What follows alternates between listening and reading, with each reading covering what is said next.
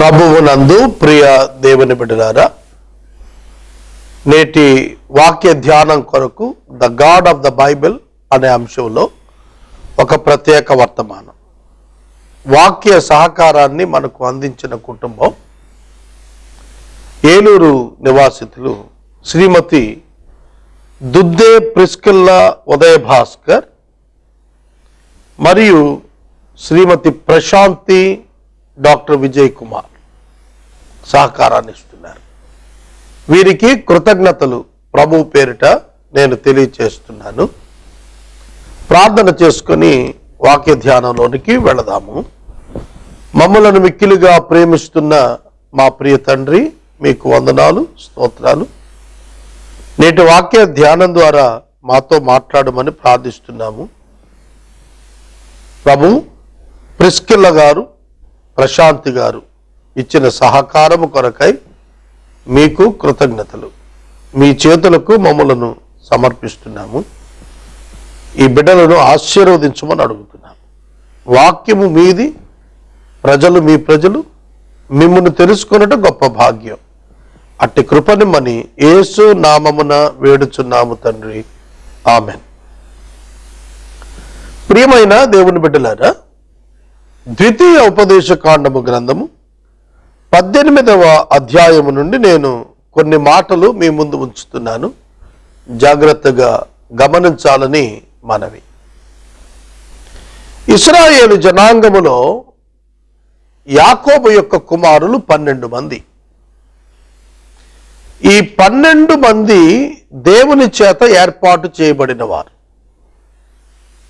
వీరిని ఒక రాజ్యముగా ఏర్పరచుటకు దేవునికి ప్రణాళిక ఉన్నది. వీరి చేత ఏర్పరచబడిన ఒక రాజ్యము రిప్లికా ఆఫ్ థియోక్రసీ, దైవ పరిపాలనకు ఒక చక్కటి నమూనా. దేవుడు రాజుగా ఉండి ఒక జనాంగాన్ని నడిపిస్తే ఎలా ఉంటుంది అనేది లోకానికి తెలియచేయటానికి ఒక జాతిని దేవుడు ఒక కుటుంబము నుండి లేవనెత్తుకున్నాడు. వారి మధ్య తనను ఆరాధించు నిమిత్తము తన మందిరాన్ని, వారితో మాట్లాడు నిమిత్తము ప్రవక్తలను, వారి మధ్య ధర్మశాస్త్రమును దేవుడు వసగాడు. కనుక మందిరము, ధర్మశాస్త్రము, ప్రవక్తలు వారికి అనుగ్రహించుట వలన వారు సకల లోక మానవులకు భిన్నంగా ఎలా జీవించాలో తాను నేర్పింప పూనుకున్నాడు. ఆ నేపథ్యంలో వివరణ చెబుతున్నాను, వినండి. దేవుడు తన ప్రజలకు ఏ విధంగా తెలియచేయబడ్డాడు మనం నేర్చుకోవాలి. దేవుడైన యెహోవా యాకోబు యొక్క కుమారుల్లో 12 మందిలో 11వ వాడైనటువంటి యోసేపునకు అతని కుమారులు ఇద్దరికి స్వాస్థ్యాలను సమానంగా ఇచ్చాడు. 3వ కుమారుడైనటువంటి లేవికి దేవుడు వినాయించుకున్నాడు. వివరణ చెబుతాను, వినండి. లేవీయులను 12 గోత్రాల ప్రజల జ్యేష్ఠ పుత్రుల విమోచనార్థం లేవీయులను వినాయించుకొని తన సేవ చేయుటకు దేవుడు ఏర్పరచుకున్నాడు. వాళ్ళు they represent the new testament period church. లేవీయులు ఒక్క మాటలో చెప్పాలి అని అంటే, ఇశ్రాయేలులో నుండి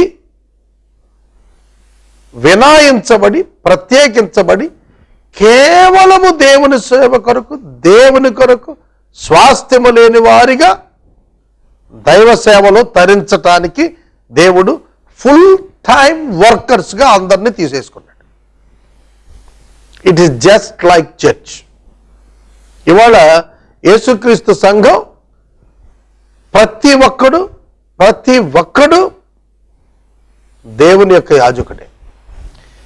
Everyone is under the covenant of God, and as a co-worker of the God, it was approved, ఆమోదించబడినటువంటి సహపనివానిగా ప్రతి క్రైస్తవుడు ఉంటాడు. ఇది విశేషం. ప్రతి క్రైస్తవుడు భూమి మీద ఏ స్వాస్థ్యం లేనివాడు ఉంటాడు, ప్రభువే వారికి స్వాస్థ్యంగా ఉంటాడు. ప్రతి ఒక్కడు సువార్థీకరణలో పూర్తి ఉద్యోగిగా ఉంటాడు, పూర్తి పనివాడిగా ఉంటాడు. ప్రతి వాడికి బహుమానం ఉన్నది, ప్రతి వాడు సువార్థీకరణలో భాగస్తాడు. కనుక క్రీస్తు సంఘాన్ని ఒక్క మాటలో చూడాలంటే లేవీయులలో మనం చూడగలుగుతాం. లేవీయులను కనుక సరిగా మనం అర్థం చేసుకుంటే న్యూ టెస్ట్మెంట్లో చర్చ్కున్న ఆధిక్యతలన్నీ వాడుకున్నాయి. అందుకే 12 గోత్రాల ప్రజలతో దేవుడైన యెహోవా చెబుతోంది ఏమిటంటే, లేవీయులకు స్వాస్థ్యము లేదు గనుక వారి హక్కును మీరు కాపాడాలి, వారి హక్కు మీరు కాపాడాలి. The Levitical priests, all the tribe of Levi, shall have no portion or inheritance with Israel. ఇశ్రాయేలీయులతో భూస్వాస్థ్యాన్ని పొందటంలో లేవీయులు ఎన్నిక చేయబడలేదు. The Levitical priests of all the portions or inheritance, the tribe of Levi shall have no portion or inheritance with Israel. No portion, no inheritance. No portion, ఏ భాగము లేదు. No inheritance, స్వాస్థ్యం లేదు. దేవుడే వారి స్వాస్థ్యం కాబట్టి అది వారి హక్కు. హోమ ద్రవ్యాలను తినుట వారికి హక్కు. వారికి భౌతిక స్వాస్థ్యాలు లేవు. They have to live on the temple. దేవాలయముపై ఆధారపడి వాళ్ళు బ్రతకాలి. బైబిల్ గ్రంథంలో దేవుడు అర్థమవుతున్నాడా ప్రియమైన దేవుని బిడ్డలారా? దేవాలయముపై ఆధారపడి బ్రతికేటువంటి వారిగా, దశమ భాగములపై ఆధారపడి బ్రతికేటువంటి వారిగా, ప్రతిష్ట అర్పణలపైన బ్రతికేటువంటి వారిగా, బలి పశువుల యొక్క మాంసము మీద బ్రతికేటువంటి వారిగా, తమ పురములలో దానము చేయబడిన పురముల యందు వారు జీవించేటట్లుగా దేవుడు లేవీయులను ప్రత్యేకించుకున్నాడు. వారి హక్కు ఏమిటంటే, మిగిలిన 12 గోత్రాల వారికి లేనిది లేవీయులకు మాత్రమే హక్కుగా ఉన్నది. ఏమిటంటే హోమ ద్రవ్యములను భుజించుట. అది వారే చేయాల్సింది, వారే పరిశుద్ధులు. అందుకే మోషే అహరోను కుమారులతో మాట్లాడుతున్నప్పుడు, పాప పరిహారార్థ బలిగా దేవుని సన్నిధిలో అర్పించినది అతి పరిశుద్ధము, ఆ మేక మాంసము మీరేలా తినలేదు అని ప్రశ్నించాడు. కనుక బలి పశువులలో యాజకులు పొందవలసినది కుడి జబ్బ, రెండవ దవడను పొట్టను యాజకునికి ఇవ్వాలి. నీ ధాన్యములో, నీ ద్రాక్షరసములో, నీ నూనెలో, నీ ప్రథమ ఫలములలో, నీ గొర్రెల మొదటి బొచ్చున అతనికి ఇయ్యవలెను. It is their right, it is the Levites right. లేవీయుల యొక్క హక్కు ఏమిటంటే, మిగిలిన 12 మంది దగ్గర వారు కుడి జబ్బను, దవడ భాగమును, మరియు ధాన్యములో భాగమును, ద్రాక్షరసములో భాగమును, నూనెలో భాగమును, ప్రథమ ఫలములలో భాగమును, గొర్రెల బొచ్చు అమ్మగా వచ్చిన ధనములో ప్రథమ భాగమును ఇచ్చేయాలి, లేవీయులకి ఇచ్చేయాలి. దేవునికి ఇచ్చినట్టుగా భావించి లేవీయులకి ఇచ్చేయాలి. They are the first place. America దేశంలో దైవ సేవకుల యొక్క బాగోగులు సంఘము ప్రత్యేకంగా చూస్తారట. చర్చ్కి వెళ్ళేటువంటి బిలీవర్స్ పాస్టర్ గారింటికి వెళ్ళి వాళ్ళ ఇంట్లో కొరతలు ఏమైనా ఉన్నాయేమో అడిగి తెలుసుకుని వాటిని తీరుస్తారు. ఫ్రిడ్జ్ లేదనుకోండి, ఫ్రిడ్జ్ కొనిస్తారు. వాషింగ్ మిషన్ లేదనుకోండి, వాషింగ్ మిషన్ కొనిస్తారు. అలాగే మంచాలు లేవనుకోండి, కొనిస్తారు. వెహికల్ లేదనుకోండి, కొనిస్తారు. ఎందుకు అంటారంటే ప్రయారిటీ. వాళ్ళు servants of God are the best priority for the Americans. చాలా ఆశ్చర్యం, చాలా ఆశ్చర్యం. ఇది మనం గుర్తుపెట్టుకోవాలి. నూనెలో, ద్రాక్ష రసములో, ధాన్యములో, గొర్రెల బొచ్చులో, ఫలములలో అన్నింటా కూడా ప్రథమం, అన్నింటా కూడా ప్రథమ ఫలం. నిత్యము యెహోవా నామమున నిలిచి సేవ చేయుటకు నీ గోత్రాలన్నింటిలో అతన్ని ఏర్పరచుకుని నీ దేవుడైన యెహోవా వారి సంతతిని ఏర్పరచుకుని ఉన్నాడు. వాళ్ళు లేవీయులు, వాళ్ళు సేవ చేయుటకే ఉన్నారు కనుక వారికి ప్రథమ ఫలం ఇవ్వాలి. గుర్తెరగండి, క్రీస్తు సంఘము ఆధిక్యత ఎంత గొప్పగా ఉన్నదో, క్రీస్తు సంఘము యొక్క ఆధిక్యత ఎంత ఘనముగా ఉన్నదో మనము తెలుసుకోవాలి. సహోదరుడా, సహోదరు, వారి హక్కు అది.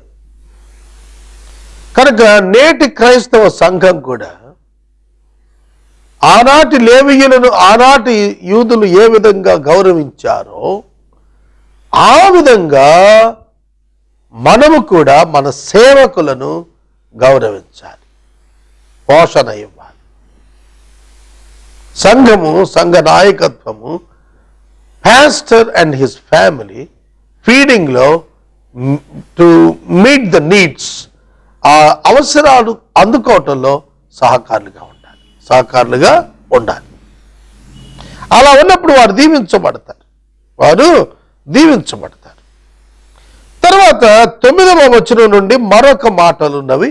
అవి మరొక విధంగా దేవుని మనసును మనకు తెలియచేస్తున్నాయి. అదేమిటంటే, నువ్వు ప్రవేశించేటువంటి నీ దేశములో హేయ కృత్యములను నీవు నేర్చుకొనకూడదు. When you come into the land that the Lord your God is giving you, you shall not learn to follow the abominable practices of those nations. Abominable practices of those nations. ఆ దేశాలకు సంబంధించినటువంటి ఆచార వ్యవహారాలు నీవు నేర్చుకోకూడదు. You should not practice the practices of the Gentile.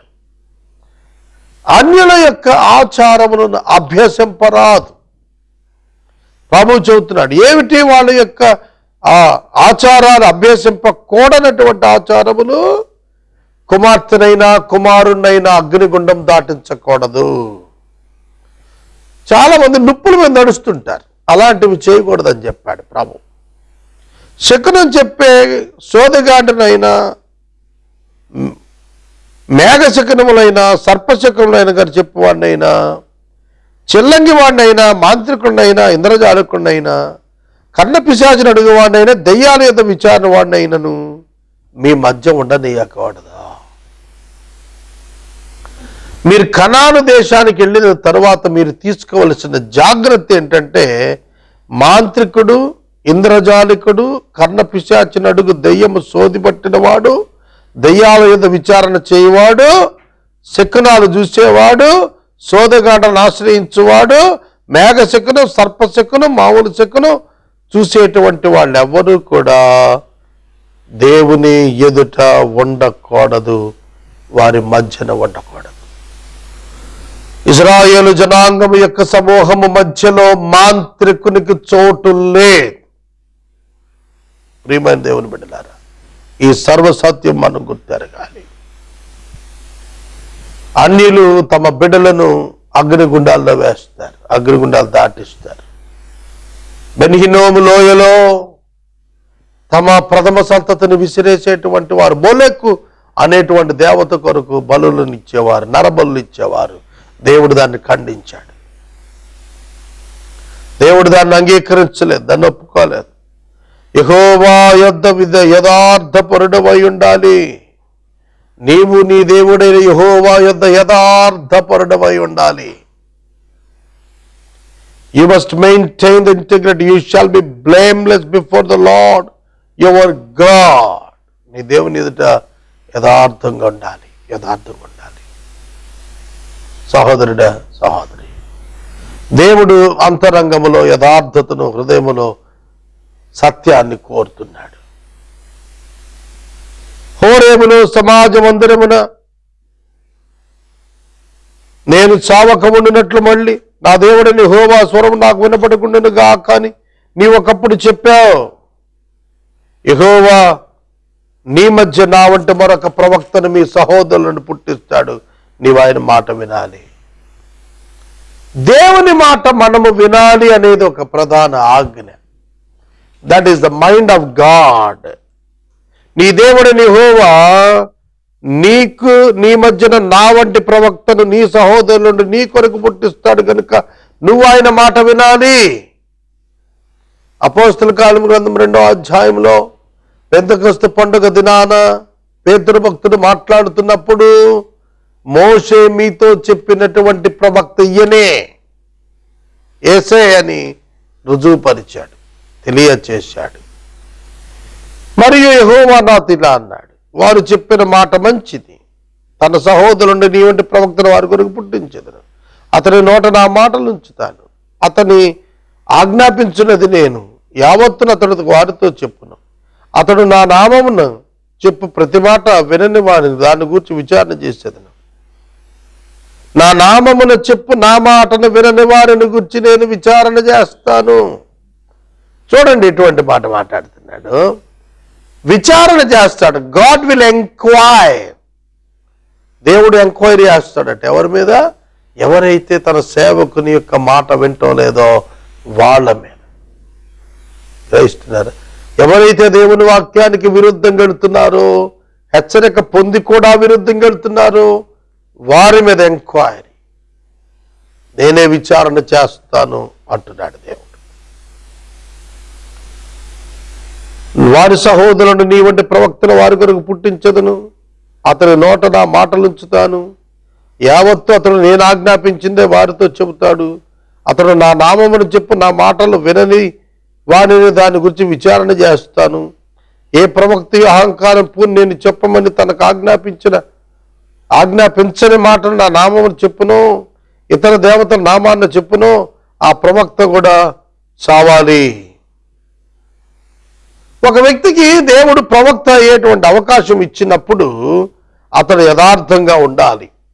అతడు యథార్థంగా ఉండాలి. దేవుని మాటను దేవుని మాటగా చెప్పగలిగేవాడై ఉండాలి. ధైర్యవంతుడై ఉండాలి. అతడు నా నామమును చెప్పు నా మాటలను వినని వారిని దాని గురించి విచారణ చేస్తాను.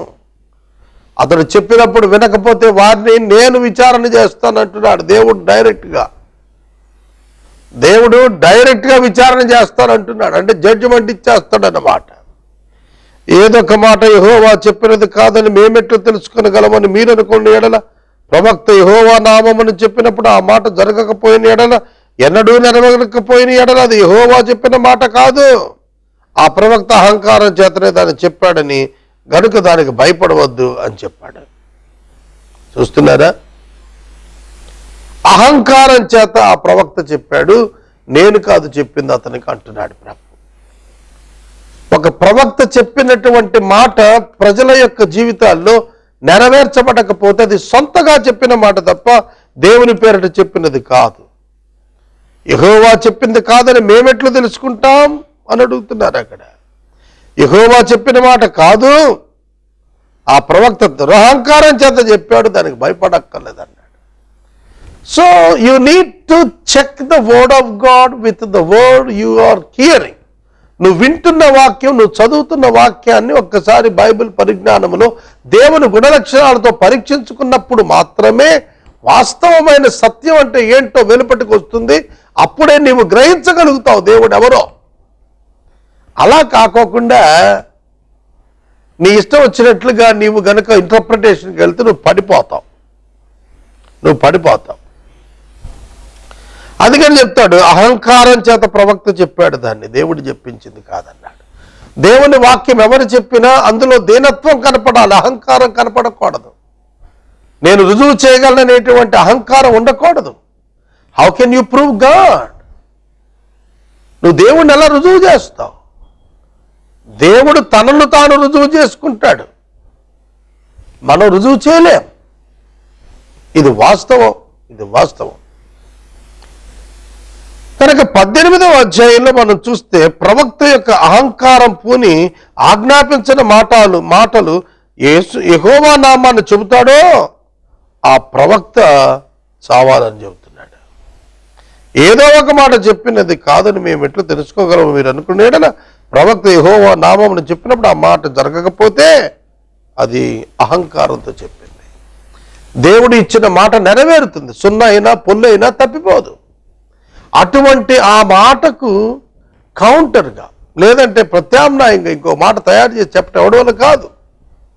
సోదరుడా, సోదరి, దేవుని యొక్క మందిరములో ప్రకటించబడుతున్నటువంటి దేవుని యొక్క వాక్యం ముందు చూశారు. ఈ దేవుని యొక్క వాక్యమే మనుషులను విమోచించేదై ఉన్నది, దేవుని వీరికి పరిచయం చేసేదై ఉన్నది. దేవుడు మోషే ద్వారా మాట్లాడుతున్నప్పుడే యేసుక్రీస్తు ప్రభువు వస్తారు, ఆయన మాట మీరు వినాలి అని ఇశ్రాయేలీయులకు ముందస్తుగానే తెలియచేశారు. ద్వితీయోపదేశకాండం 18వ అధ్యాయం 18వ వచనంలో వారి సహోదరులలో నుండి నీ వంటి ప్రవక్తను వారి కొరకు పుట్టించదను, అతని నోట నా మాటలను ఉంచుదును, అతడు నేను ఆజ్ఞాపించినది యావత్తు వారితో చెబుతాడు, అతడు నా నామమును గురించి చెప్పినప్పుడు నా మాటలు వినని దాని గురించి విచారణ చేస్తాను. గ్రహించారా? దేవుని వాక్యం ఏం చెబుతుంది? ఇశ్రాయేలీయులలో నుండి ఒక మహాప్రవక్త రాబోతున్నాడు, సర్వోన్నతుడైన దేవుని యొక్క మహాప్రవక్తవని నీవు పిలువబడతావు అని చెప్పి, ఓ శిశువా అని చెప్పి దీవెన ఇచ్చాడు కదా ఆ యొక్క సిమెయోను కూడాను. కనుక అపోస్తల కార్యముల గ్రంథము 2వ అధ్యాయాన్ని కనుక మనం చూస్తున్నప్పుడు పేతురు భక్తుడు పరిశుద్ధాత్మ చేత నింపబడినటువంటి వాడై ఆ దేశములో ఆ ప్రాంతంలో ప్రవచిస్తున్నాడు. ఆ ప్రవచిస్తున్నప్పుడు ఆయన చెప్పినటువంటి మాటలు ఇవి. 2వ అధ్యాయము చివరి భాగమునకు వచ్చేటప్పటికి 3వ అధ్యాయం 22వ వచనం, ప్రభువైన దేవుడు నా వంటి ఒక ప్రవక్తను మీ సహోదరులలో నుండి మీ కొరకు పుట్టించును, ఆయన మీతో ఏమి చెప్పినను అన్ని విషయములలో మీరు ఆయన మాట వినవలను. 3:22 అపోస్తలుల గారు 3:22 ఆ ప్రవక్త మాట వినని వాడు ప్రజల్లో ఉండకుండా సర్వనాశనమగును. మరియు సమూయేలు మొదలుకొని అందరూ ఆ ప్రవక్తలు గురించి ప్రకటన చేశారు, ఆ దినాన్ని గురించి ప్రకటించారు. ఆ ప్రవక్తలకు దేవుడు అబ్రహాముతో నీ సంతానమందు భూలోక వంశాలు ఆశీర్వదించబడుతున్నాయని చెప్పి పితరులతో చేసిన నిబంధనకు మీరు వారసులై ఉన్నారని చెప్తున్నాడు. దేవుని సేవకుడిగా పుట్టినటువంటి యేసునందు సమస్త దుష్టత్వము నుండి ప్రజలను మరణించుట ద్వారా ఆశీర్వదించుటకు దేవుడు మొదట ఆయనను మీ యొద్దకు పంపెను. ఇశ్రాయేలు జనాంగాన్ని శుద్ధి చేయుటకు, ఆశీర్వదించుటకు, దుష్టత్వం నుండి మళ్లించుటకు మరియు నిబంధనకు వారసులైగా ఉండేటట్టుగా దేవుడైన యెహోవా ఇశ్రాయేలీయులను ఏర్పాటు చేసుకున్నాడు. తన ప్రజలను ఏర్పాటు చేసుకున్నట్టు తాను చెబుతున్నాడు. ప్రియమైన దేవుని బిడ్డలారా, ఆ సేవకుడు ప్రభువైన యేసుక్రీస్తే, ఆ సేవకుడు ప్రభువైన యేసుక్రీస్తు. ఆయన మాట మీరు వినండి. యోహాను సువార్త 2వ అధ్యాయంలో యేసు తల్లి మరియ చెప్పారు, సేవకులు పిలిచి మీరు ఆయన మాట వినండి. మీరు ఆయన మాట వింటే క్షేమం జరుగుతుంది, మేలు జరుగుతుంది. ప్రియమైన దేవుని బిడ్డలారా, ఆయన మాట వినటం శ్రేష్టం. సమూయేలు చెబుతున్నాడు సౌలుతో, ఆయన మాట వినటం శ్రేష్టము, ఆయన మాట వినటం శ్రేష్టము. ఆయన పొట్టేళ్ల క్రమంతో ఆనందించేవాడు కాడు, మన విధేయతను బట్టి ఆనందించేటువంటి దేవుడని మనం తెలుసుకోగలుగుతున్నాము. ప్రవక్తలలో అబద్ధ ప్రవక్తలు లేస్తారని చివరి దినాల్లో దేవుని యొక్క వాక్యం సెలవిస్తోంది. ఆ అబద్ధ ప్రవక్తలు మారు మనసు లేని వారై వాక్యాన్ని వక్రీకరించుకుంటూ సమాజాన్ని మోసం చేస్తూ బ్రతుకుతారు, డబ్బు కొరకు జీవిస్తారు, బైబిల్ కూడా వాడతారు. జాగ్రత్త, జాగ్రత్త. సహోదరుడా, సహోదరి, నీ యొక్క దేహము దేవునికి ఆలయమై ఉండి దేవునికి మహిమనిచ్చేది అని నీవు గుర్తెరిగినట్లయితే నీ దేహమును అపవిత్రతకు అప్పగించక పవిత్రంగా ఉండేట్టు చూసుకుంటావు. ఎందుకంటే క్రీస్తు నీ శరీరమును నివసింపనై ఉన్నాడు. నేను వాక్యాన్ని ముగిస్తూ మనవి చేస్తున్నానండి. మన ప్రభువు మన పాపములకు పరిహారి. ఆయన రక్తము మన పాపములకు పరిహారము. ఆయన రక్తం మనం శుద్ధి చేస్తుంది. ఈ సత్యాన్ని మనం గుర్తెరగాలి. యేసుక్రీస్తు వారి యొక్క రక్తము మనల్ని పవిత్రంగా చేస్తుంది. యేసుక్రీస్తు ప్రభువునందరి విశ్వాసం మనల్ని పరిశుద్ధులుగా చేస్తుంది. కావున మన జీవితాల యేసయ్యకు సమర్పించాలి. యేసుక్రీస్తునందు మనం ఆశీర్వదించబడిన వారుగా ఉండాలి. ఇది దేవుని యొక్క ప్రణాళిక మన పట్ల నేను మనవి చేస్తున్నాను.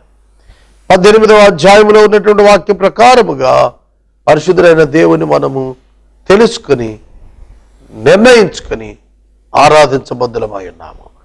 నేటి వాక్య ఉపదేశమునకు సహకారం ఇచ్చిన కుటుంబము దుద్దే ప్రిస్కిల్లా ఉదయ్ భాస్కర్ గారు, శ్రీమతి ప్రశాంతి, డాక్టర్ విజయ్ కుమార్ గారు సహకరించారు. దేవుడి కుటుంబాన్ని దీవించును గాక. ప్రార్థన. మమ్మల్ని మిక్కిలుగా ప్రేమిస్తున్న మా ప్రియ పరలోకపు తండ్రి, మీకు వందనాలు, స్తోత్రాలు. నేటి వాక్య ధ్యానము ద్వారా సహకారం ఇచ్చినటువంటి మీ దాసులు ప్రభువా, ప్రిస్కిల్లా ఉదయ్ గారి కొరకు, ప్రశాంతి విజయ్ గారి కొరకు మీ కృతజ్ఞతలు. బిడ్డలను దీవించండి, వారి బిడ్డలను ఆశీర్వదించండి. శ్రేష్టమైన భాగ్యమును మాకు అనుగ్రహించి మమ్మలను ఆయన నీలో నిలుచుటకు సహాయం చేసినందుకు స్తోత్రాలు అర్పిస్తూ యేసు నామమున వేడుచున్నాం తండ్రి, ఆమేన్. తండ్రి దేవుని ప్రేమ, కుమారుని యేసయ్య కృప, పరిశుద్ధాత్మని అన్యోన్య సహవాసం సదాకాలం మనందరికీ తోడైండును గాక. ఆమేన్.